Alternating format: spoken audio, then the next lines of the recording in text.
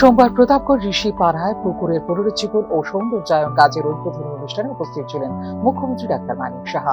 অনুষ্ঠানে বক্তব্য রাখতে গিয়ে শহর আগরতলার জন্য মাস্টার প্ল্যান তৈরি করার কাজ 70% শেষ হয়ে গেছে, যা সম্প্রতি রাজ্য মন্ত্রিসভায় প্রস্তুত করা হয়েছে বলে জানিয়েছেন মুখ্যমন্ত্রী।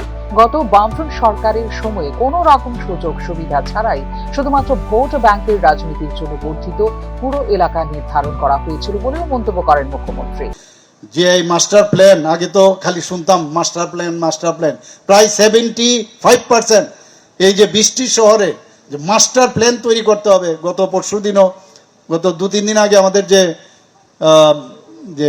আমাদের ক্যাবিনেটে সেখানে আমরা ডিসিশন হয়েছে, সেখানে মাস্টার প্ল্যান প্রায় 70% শেষ হয়ে গেছে। মাস্টার প্ল্যান দেখে দেখে এইরকম আন্দাজে আজকে এই পুকুর আমি করলাম, কালকে আরেক জায়গায় আরেকটা করলাম, এর মাস্টার প্ল্যান বানাতে হবে।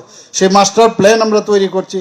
Tripura land pooling and plot reconstitution policy আমরা করেছি, যেগুলো বর্ধিত যে এলাকাগুলো হয়েছে। আগে তো 7টার থেকে 8টা না 13টার মতো ছিল সেই কমিশনার যারা ছিলেন তখন, শুধুমাত্র ভোটের জয়যুক্ত হওয়ার জন্য এই ওয়ার্ড কিন্তু এক্সটেনশন করেছে, প্রকৃত ডেভেলপমেন্ট তারা করেনি। আর আমাদের সরকার এসে আমরা যে 3টা আরও বাড়ালাম, সেখানে যাতে এই ডেভেলপমেন্ট আমরা করতে পারি, যে প্লট রিকনস্টিটিউশন পলিসি এই বর্ধিত পৌর এলাকায় যাতে তাদের যে মিউনিসিপ্যালিটির যে সুযোগ সুবিধা সেটা দেওয়ার। রাজ্যের যেসব জায়গায় ও সফল রয়েছে বিজেপি, সেখানে সংগঠনকে শক্তিশালী করার বার্তাও ওই দিন দিলেন মুখ্যমন্ত্রী। আমি জানি আগামী দিন এক ভুল হয়েছে আবার প্রতাপগড়ে, এবং এই ভুল আমাদের শুধরাতে হবে।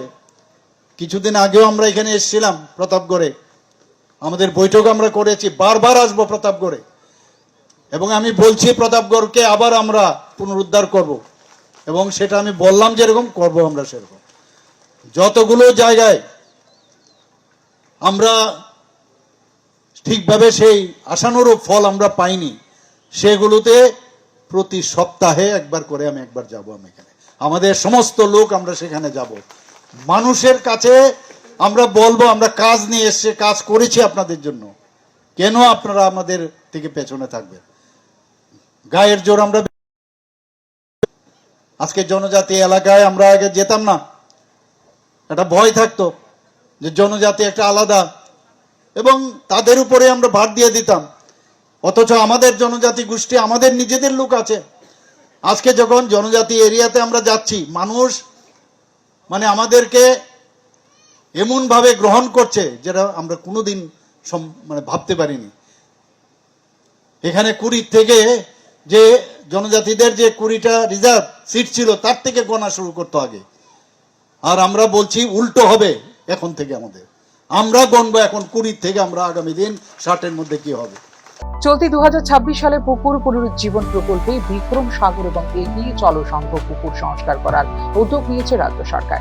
ত্রিপুরা জল বোর্ডের অধীনে 3,40,00,000 টাকায় শিববাড়ি পুকুর এবং গোমতী ও ধলাই জেলা জুড়ে একাধিক নগর সংস্থার অধীনে পুকুর পুনরুজ্জীবনের কাজ চলছে জোর গতিতে।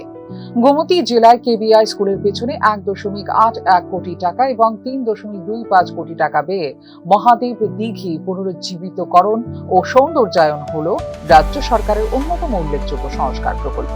কমলপুর ইংলিশ মিডিয়াম স্কুলের কাছে পুকুর সংস্কারের কাজ 93% সম্পন্ন হয়েছে এবং চন্দ্রাইচিরা এসপি স্কুলের পুকুর সংস্কারের কাজ শেষ হয়েছে 60%। কৈলাসহরের RKM কলেজের কাছে পুকুর সংস্কারও রাজ্য সরকারের সাম্প্রতিক প্রকল্পগুলির অন্যতম।